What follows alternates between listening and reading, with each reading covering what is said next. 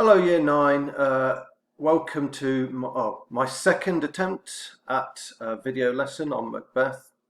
I spent half an hour recording the first version this morning, and then I got my daughter to test it just to see if it was okay. And she watched 4 minutes of it and then turned it off. And so I said, "Why are you turning that off?" She said, "That is so boring." So this is my second attempt to make it more interesting. So, where are we with Macbeth? Macbeth has murdered Duncan after a few doubts, after being persuaded by his wife. He's finally murdered Duncan. Malcolm and Donalbain, Duncan's sons, have fled for England and Ireland. Macbeth has tried to pass the blame for the murder onto them, and they have left because they no longer feel that their lives are in danger. Macbeth's not really covered his tracks that well. Banquo kind of suspects that Macbeth is involved in the murder in some way, but not sure how. And Macduff is coming to that same conclusion. Neither of them can say anything because Macbeth has very quickly become a tyrant, a very feared and ruthless king. And therefore, if they were to say anything, they would start to fear for their own lives. So really, after having to be persuaded to murder Duncan and having doubts and is this a dagger I see before me seen, and expressing his doubts to Lady Macbeth, and then the guilt afterwards, washing the blood from his hands, Macbeth by this stage is pretty ruthless, powerful king who comes to be described as a tyrant. In fact, he's so ruthless, in the previous scene he has met two murderers, or they weren't murderers until he tells them to murder Banquo. Then they are murderers. So he's met two murderers, and he kind of manipulates them and controls them in much the same way that Lady Macbeth controls and manipulates him into murdering Duncan. He persuades these two murderers that Banquo is their sworn enemy, that Banquo had it in for them, that Banquo caused them to suffer misfortune and ruin. So he kind of plays reverse psychology on them, a bit like Lady Macbeth does, in order to persuade Macbeth to murder Duncan. In this scene, Act 3, Scene 3, it takes place at a park near the palace. This is Forest Park. This was King Duncan's castle, Forest Castle, and now Macbeth has placed himself at Forest Castle now that King Duncan is dead, and he is the new King of Scotland. We've got some dramatic irony in this scene because Macbeth is holding a feast this evening. Not this evening, Sunday evening, while I'm recording this. The evening that the scene is set, Macbeth is holding a feast, and he's invited Banquo to this feast. But the audience have just seen the previous scene in which Macbeth meets with the two murderers and tells them that Banquo will be coming to his castle tonight for the feast to celebrate Macbeth becoming king, and he wants them to intercept Banquo and kill Banquo and Fleance. And obviously killing Fleance is really important because the witches predicted that Fleance, or Banquo's sons, will become king one day. And remember, in these times it was really important, if you became king, it was really important that your heirs also became king, because what was the point in going to all of that trouble, all everything Macbeth achieved, the victories in battles, risking killing Duncan, risking being hung himself? What was the point of achieving all of that if he's not able then to pass on all of his power, all of his control, all of his estates, all of his wealth to his own children? So it's vital for Macbeth, and he becomes almost obsessed by this idea that although he's king, he's not, as long as the witch's predictions could come true, he is not guaranteed to continue as king. So it's vital that Fleance is killed by the murderers as well as Banquo. So don't forget the dramatic irony. We, the audience, know that Banquo is not going to make it to the feast, but Macbeth is pretending that he is invited and he's a welcome guest at the feast.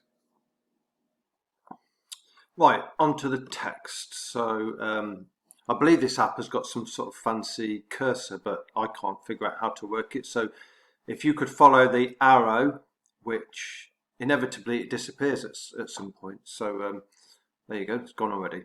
So if you could follow the arrow, and wherever the arrow is, that's what I'm talking about. So scene 3, a park near the palace. So this is, like I say, this is Forest Palace, where Macbeth is holding the feast and is expecting Banquo to arrive, whilst ensuring that Banquo doesn't arrive. So enter 3 murderers. Note there are now 3 murderers. 3. Ooh. Not 2 that he met. So an extra murderer's turned up. Buy 1, get 1 free. Buy 2, get 1 free. So the first murderer says, but who did bid thee join with us? So that he's talking to the third murderer, because he wasn't expecting anybody else to turn up. So he's saying, who told you to come here with us? And the third murderer says Macbeth. So Macbeth's arranged for the third murderer to turn up. Maybe he doesn't trust the other 2. Maybe he's just making absolutely sure. We don't know. Then, so the third murderer says, come on, cursor, where are you? There you are. So the third murderer says, Macbeth told me. And then the second murderer says, see what I mean about the cursor? The second murderer says he needs not our mistrust. So let's not mistrust him. We should trust him.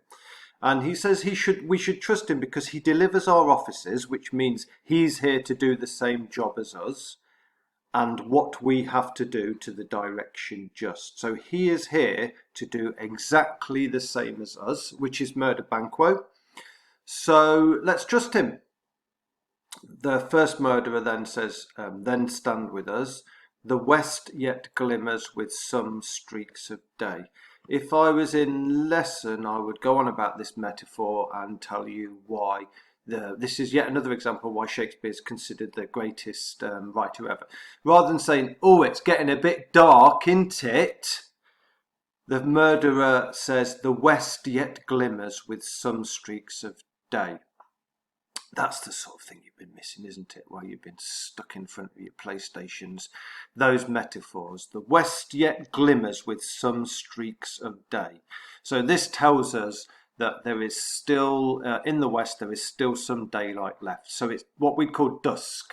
It's getting towards the end of the day, just maybe 5 minutes, 10 minutes left of daylight, which is obviously perfect time for murder, I hear.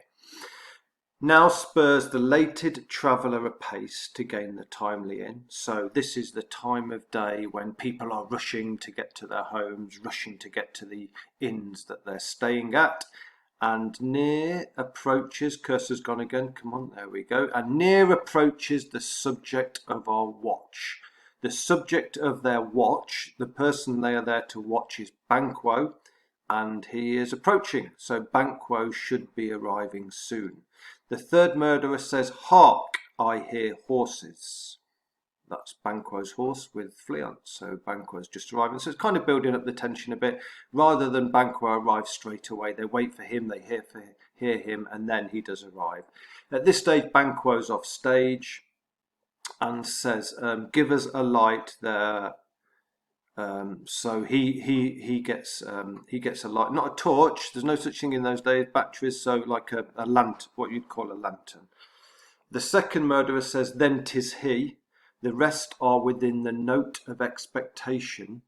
Already are in either court, which means in the court. So everybody else, those of note, are in the court, which is the palace. So it must be Banquo, because everybody else going to the feast is already in the palace. So that's how they know it's Banquo.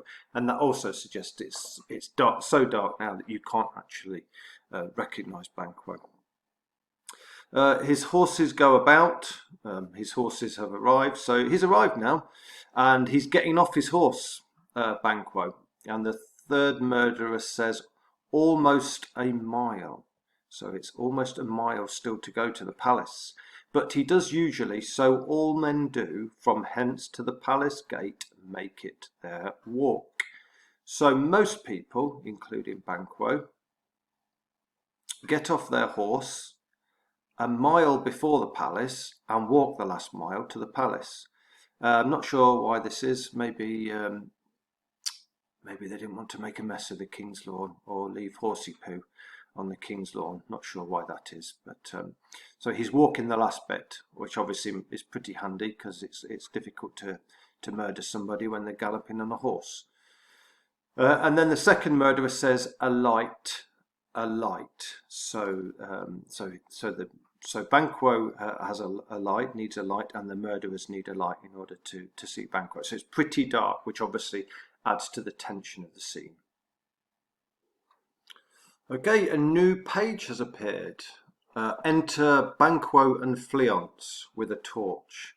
Not torch, remember. There's no such thing because Duracell hadn't been invented yet.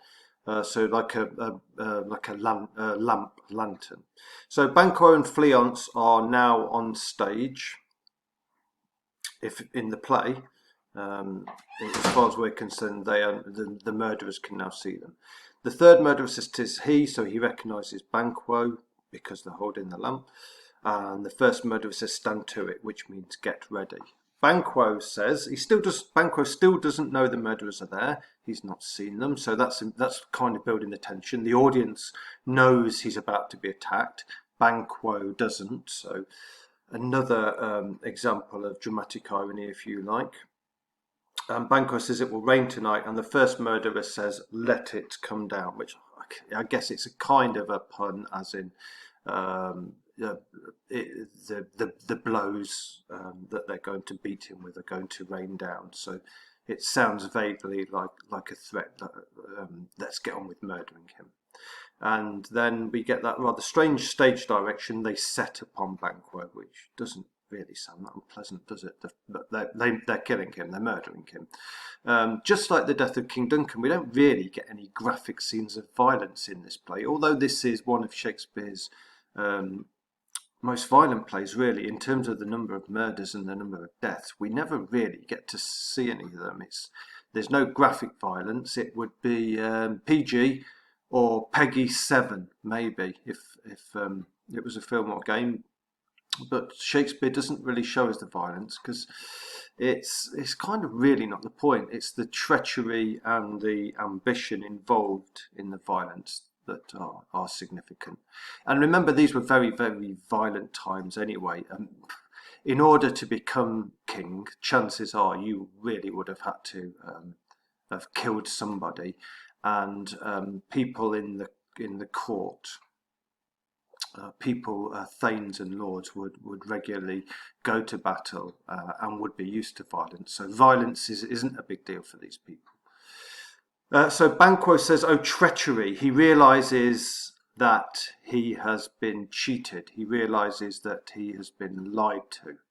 And he says to Fleance, fly, good Fleance. He repeats, fly, fly, fly. Now, Fleance doesn't have wings, so obviously he can't fly away. What he means is run away, get out of here. So Banquo is kind of accepting that he's going to die, and his main concern is with saving his son. And the reason he wants to save his son, as he says here, cursor's back, thou mayest revenge. So he's saying, you escape. You escape, you get away, in order that one day you may gain revenge on whoever has killed me, whoever has arranged to have me murdered. He doesn't mention Macbeth at this stage because obviously he's being killed, so it's not the first thing that comes into your mind. But remember, he already suspects Macbeth of being involved in the murder of King Duncan. And then that's it, Banquo kaput, gone. He dies, but Fleance escapes. Now, this really is quite significant because remember, the whole purpose of killing Banquo Yeah, Macbeth knows that Banquo is kind of suspecting him, so it would be convenient to have Banquo out of the way. But the whole point of killing Banquo was to kill Fleance, so that Fleance never becomes king. Remember what I said at the beginning.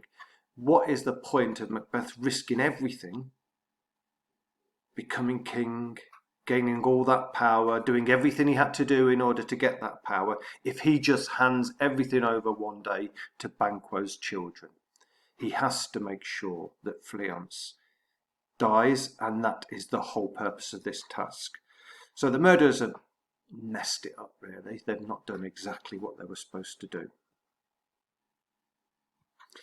Now, Fleance escaping, in terms of dramatic terminology, that could be called peripeteia, which you might remember from your spellings list is a sudden change in circumstances for a character. Now, although it's not been plain sailing for Macbeth, at the start of the play he was a hero. He defeated the Norwegians.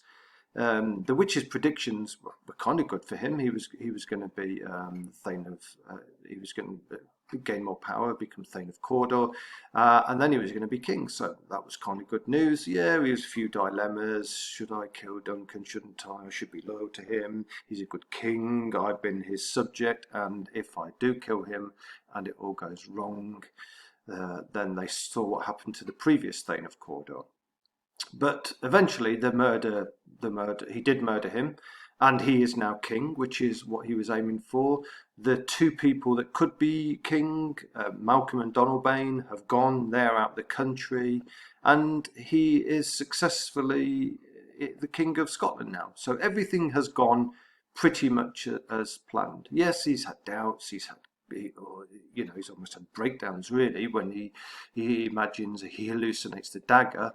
But everything has gone the way he planned. But this is the first time that something's not gone to plan. Fleance has escaped.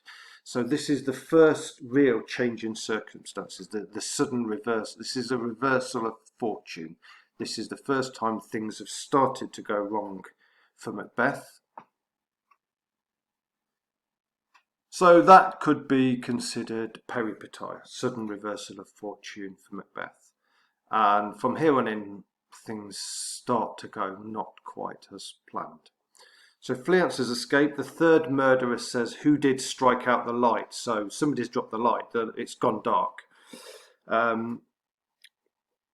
Now, light and dark are a constant symbol throughout the play. Remember, a symbol is an object that represents an idea. So, for example, the very idea that this murder, like Duncan's murder, happens at night time in the dark suggests secrecy. We also associate darkness with kind of evil deeds, almost sort of satanic deeds. So in the dark, evil things happen. In the dark is when secret things happen, when treachery happens. Whereas light we associate with two things. Light we associate with the opposite of secrecy. In the light, everything's out in the open and honest. But also light, as in, you might have heard the phrase to shine a light on a topic. It means to try and show the truth. So light is also what shows the truth. And the truth here is that Macbeth has ordered the murder of his best mate at the start of the play. Somebody he fought alongside, somebody he was loyal to. So the darkness represents Macbeth's dark, secretive, treacherous act. And the fact the light's gone out highlights this treachery, the darkness, the evil nature of what's happened here.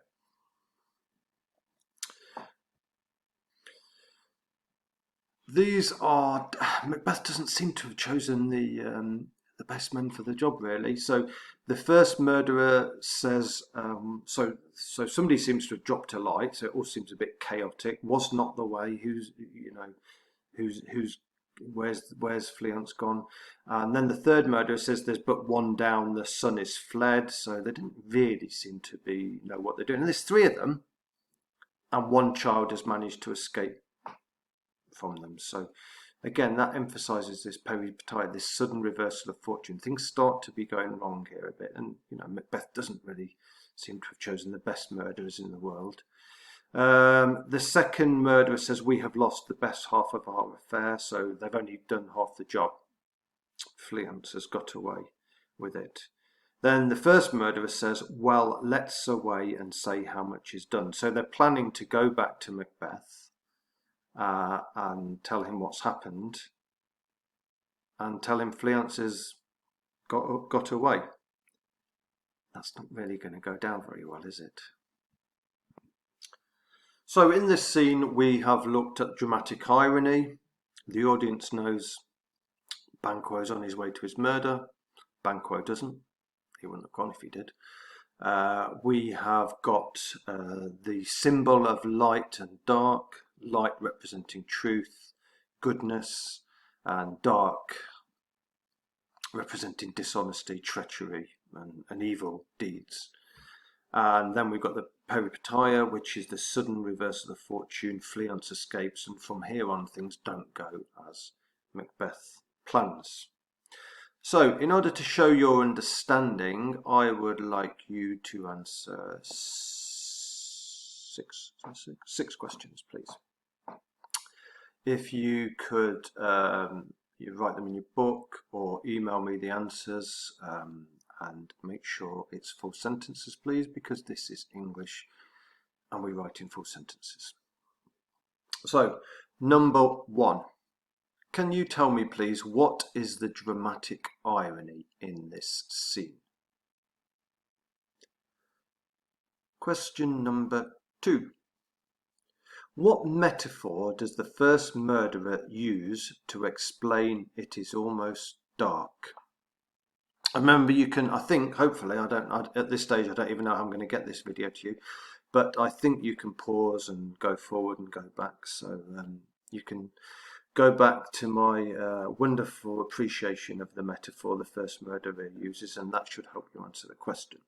Number three, where is Banquo heading? Where's he going to? Where does he hope to end up? Where's he intending to end up? And number four, what are Banquo's last instructions to Fleance? Number five, how are the symbols of light and dark used in this scene? What does darkness represent?